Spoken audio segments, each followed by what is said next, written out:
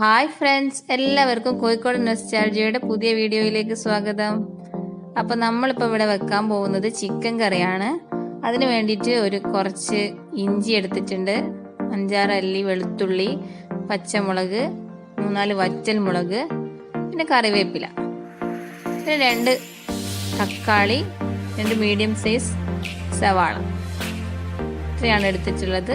അപ്പോൾ ആരെങ്കിലും channel subscribe ചെയ്തിട്ടില്ലെങ്കിൽ സബ്സ്ക്രൈബ് ചെയ്യുക, അടുത്തുള്ള ബെല്ലൈക്കൺ കൂടി ഒന്ന് അമർത്തിയേക്കണേ. പിന്നെ ഞാൻ എടുത്തിട്ടുള്ളത് 1.5 കിലോ ചിക്കൻ കഴുകി വൃത്തിയാക്കി വെള്ളമൊക്കെ ഊറ്റി വെച്ചിട്ടുണ്ട്. പിന്നെ നമ്മൾ നേരത്തെ എടുത്തിട്ടുള്ള വെളുത്തുള്ളി, ഇഞ്ചി, വറ്റൽമുളക്, പച്ചമുളക്, ഇതൊന്ന് ഞാൻ മിക്സിയിൽ ജാറിലിട്ടിട്ട് ഒന്ന് ഗ്രൈൻഡ് ചെയ്തെടുക്കുന്നുണ്ട്. അതാദ്യം ചെയ്ത് വെച്ചേക്കാണ്.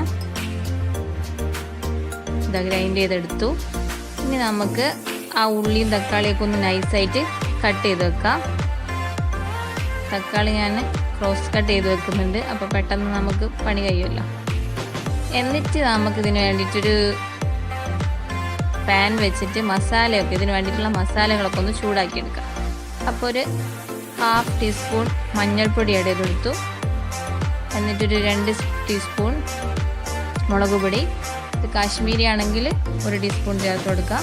പിന്നെ ചിക്കൻ മസാല ഒരു 1-2 ടീസ്പൂൺ ചിക്കൻ മസാല ആഡ് ചെയ്ത് കൊടുക്കാം. പിന്നെ നമുക്ക് എരിവ് കൂടുതൽ വേണമെങ്കിൽ 1 ടീസ്പൂൺ കുരുമുളക് പൊടി ആഡ് ചെയ്ത് കൊടുക്കുക. പിന്നെ നമുക്ക് കുറച്ച് ഗ്രാമ്പു, പിന്നെ ഒരു നുള്ളു ജീരകം, ഇത് ചേർത്തിട്ട് നന്നായിട്ട് വേണ്ട, ഒരു മീഡിയം ഫ്ലെയിമിലിട്ടൊന്ന് ചൂടാക്കിയെടുക്കാം ഈ മസാലകൾ. പിന്നെ നമുക്ക് ഇത് തന്നെ ചേർത്ത് കൊടുത്താൽ മതിയല്ലോ കറിയിലേക്ക്. അപ്പോൾ ഇതും ചെയ്ത് വെക്കുക. എന്നിട്ടൊരു പാത്രം വെച്ചിട്ട് ഞാൻ ചൂടാക്കി അതിലേക്ക് സൺഫ്ലവർ ഓയിൽ ഒഴിച്ചു കൊടുത്തു. എണ്ണ ചൂടായി വന്നപ്പോൾ കുറച്ച് ഉലുവ ഇട്ട് കൊടുക്കുകയാണ്. ഉലുവ ഒന്ന് ചൂടായപ്പോൾ കറിവേപ്പില ആഡ് ചെയ്ത് കൊടുത്തു. എന്നിട്ട് നേരത്തെ കട്ട് ചെയ്ത് വെച്ചിട്ടുള്ള സവാള ഇട്ട് കൊടുത്തു. സവാള ഒന്നിങ്ങനെ ഇതാക്കി കഴിഞ്ഞാൽ നല്ലോണം വിട്ട് പെട്ടെന്ന് തന്നെ വഴന്ന് വരും. അതിന് വേണ്ടിയിട്ട് ആഡ് ചെയ്ത് കൊടുത്തിട്ട് പിന്നെ കുറച്ച് ഒരു 1/2 ടീസ്പൂൺ ഉപ്പ് ഇതിലങ്ങ് ചേർക്കുക. അതെന്തിനാന്ന് വെച്ചാൽ സവാളയൊക്കെ ഒന്ന് പെട്ടെന്ന് വഴന്ന് വരാൻ വേണ്ടിയിട്ടാണ്. അത് ആഡ് ചെയ്ത് കൊടുത്തു. എന്നിട്ടൊന്ന് മിക്സ് ചെയ്തെടുക്കുക. ഒരു സ്മെല്ലൊക്കെ ഇങ്ങനെ മാറി വരണം. അതിലേക്ക് നമ്മൾ നേരത്തെ അരച്ച് വെച്ചിട്ടുള്ള പേസ്റ്റില്ലേ, ഈ ജിഞ്ചർ ഗാർലിക് ചില്ലി, അതങ്ങ് ആഡ് ചെയ്ത് കൊടുക്കുക. അതൊരു 3 ടീസ്പൂണോളം ഉണ്ടാവും. കാരണം 1.5 കിലോ ചിക്കനൊക്കെ വെക്കുമ്പോൾ അത്രയും വേണമല്ലോ. അത് ആഡ് ചെയ്ത് കൊടുത്തിട്ട് ഒന്നുകൂടെ അതിൻ്റെ പച്ചമണമൊക്കെ ഒന്ന് മാറുന്ന വരെ വഴറ്റിയെടുക്കുക.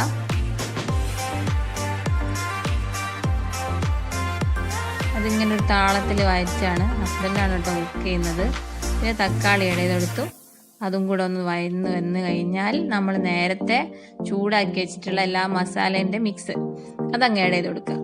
അപ്പോൾ അതിനായിട്ടൊന്നും പ്രത്യേക സമയമൊന്നും വേണ്ട. എല്ലാം കൂടെ അങ്ങ് ആഡ് ചെയ്ത് കഴിഞ്ഞാൽ നല്ലൊരു സ്മെല്ലൊക്കെ വന്ന് ഇതൊന്നും കൂടെ മിക്സ് ചെയ്ത് വരുമ്പോഴത്തേക്കും കളറൊക്കെ മാറി നല്ല ബ്രൗൺ ഗ്രേവി ആയിട്ട് വരും. കാണിച്ചു തരാം. അപ്പോൾ അതൊക്കെ ആഡ് ചെയ്ത് കൊടുത്ത് പിന്നെയും നല്ലോണം മിക്സ് ചെയ്യാണ്. നമ്മൾ എത്ര താളത്തിൽ കുക്ക് ചെയ്യുന്നോ അത്രത്തോളം നമ്മുടെ റെസിപ്പി, അതല്ലെങ്കിൽ ആ ഫുഡിന് ടേസ്റ്റ് ഉണ്ടാവുന്നല്ലേ പറയാം. അതുപോലെ ഇവിടെ മിക്സ് ചെയ്ത് നല്ല ബ്രൗൺ കളറായി വരുമ്പോൾ നമുക്ക് ചിക്കൻ ചേർത്ത് കൊടുക്കാം. ഇതൊന്നിങ്ങനെ കണ്ടോ, കളറൊക്കെ മാറി വന്നിട്ടുണ്ട്, നല്ലൊരു സ്മെല്ലൊക്കെ ഉണ്ട്. അപ്പം കഴുകി ഊറ്റി വെച്ചിട്ടുള്ള ചിക്കൻ ഇതിലേക്ക് ഇട്ട് കൊടുക്കുകയാണ്. എന്നിട്ട് ഈ മസാലയൊക്കെ ഈ ചിക്കനിൽ പിടിക്കാൻ വേണ്ടിയിട്ട്, പൊരിക്കുന്നൊന്നുമില്ലല്ലോ, ഫ്രൈ ഒന്നും ചെയ്യാത്ത പച്ച ചിക്കനല്ലേ, പിടിക്കാൻ വേണ്ടിയിട്ട് ഒന്നും കൂടെ അങ്ങനെ വഴറ്റി കൊടുക്കുക. നന്നായിട്ടൊന്ന് വഴറ്റുമ്പോൾ ഈ ഗ്രേവിയൊക്കെ ഈ ചിക്കനിൽ പിടിച്ചിട്ട് നന്നായിട്ട് വരും. അതിന് വേണ്ടിയിട്ടാണ് ഇങ്ങനെ വഴറ്റി കൊടുക്കുന്നത്. പിന്നെ ഇതൊന്നിങ്ങനെ ചൂടാവുന്നതിനനുസരിച്ച് ചിക്കനിലെ വെള്ളമൊക്കെ ഇതിലേക്ക് ഇറങ്ങി ഒരു ഗ്രേവി ആയിട്ട് കുറച്ച് വേവുമ്പോൾ ഇത് ഓപ്ഷനലാണ്. യോഗേർട്ട് ഒരു 2 ടീസ്പൂൺ ആഡ് ചെയ്ത് കൊടുക്കുന്നുണ്ട്. നിങ്ങൾക്ക് അടുത്തുണ്ടെങ്കിൽ അതല്ലെങ്കിൽ തൈര് ആഡ് ചെയ്ത് കൊടുക്കുക. ആ ഗ്രേവി ഒന്ന് കുറുകാൻ വേണ്ടിയിട്ടൊക്കെ ആണ്, വേണമെങ്കിൽ ചേർത്താൽ മതി. അപ്പോൾ അതുകൂടി ചേർത്ത് ഒന്നുകൂടെ മിക്സ് ചെയ്യാം. ഇത് നന്നായിട്ട് മിക്സ് ചെയ്തിട്ട് വെള്ളം ചേർത്താലൊക്കെ മതി. ഇതൊന്ന് കളർ മാറി ആ വെള്ളമൊക്കെ അതിലേക്ക് ഇറങ്ങി വന്നിട്ടുണ്ട്. അപ്പം ഞാനിതിലേക്ക് ചേർത്ത് കൊടുക്കുന്നത് വെള്ളമാണ്. പക്ഷേ വെള്ളത്തിൻ്റെ കൂടെ ഞാൻ 1 teaspoon dark soya sauce add ചെയ്തിട്ടുള്ള വെള്ളമാണ്. 1 ടീസ്പൂൺ ആഡ് ചെയ്ത് കൊടുത്തിട്ടുള്ള ഈ വെള്ളം കൂടെ അതിലേക്ക് ഒഴിച്ചു കൊടുക്കാം. നിങ്ങളുടെ കയ്യിലുണ്ടെങ്കിൽ ആഡ് ചെയ്ത് കൊടുക്കാതെ ഞാൻ കാണിച്ചു തരാം എന്താണെന്ന്. ഡാർക്ക് സോയാ സോസ് ഇതാണ്. ഇതിൽ നിന്ന് 1 ടീസ്പൂണാണ് ആഡ് ചെയ്തിട്ടുള്ളത്.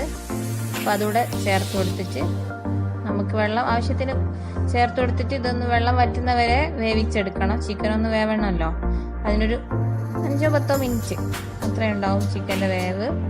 അപ്പോഴത്തേക്ക് ഇത് റെഡി ആയിട്ട് വരും. അപ്പോൾ ഇതിലേക്ക് ഞാൻ ഒരു ഇൻഗ്രീഡിയൻറ്റ് കൂടെ ആഡ് ചെയ്യുന്നുണ്ട്.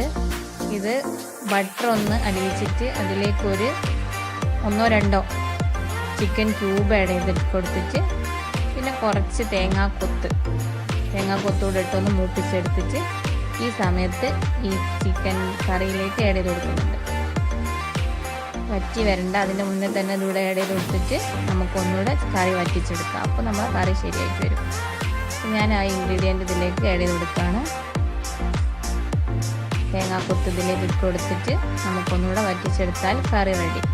നോക്കാം, ഏകദേശം കറിയൊക്കെ ആയി വന്നിട്ടുണ്ട്. അതിലേക്കാണിത് ഒഴിച്ചു കൊടുക്കുന്നത്.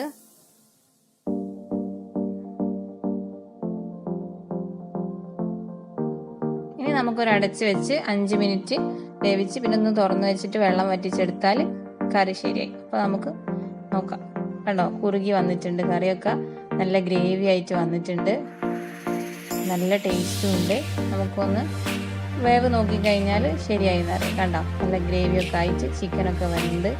നല്ല സൂപ്പർ കറി ആയിട്ട് വന്നിട്ടുണ്ട്. അപ്പോൾ എല്ലാവർക്കും ട്രൈ ചെയ്ത് നോക്കണം. ഇഷ്ടപ്പെട്ടത് കരുതുന്നു. Thanks for watching.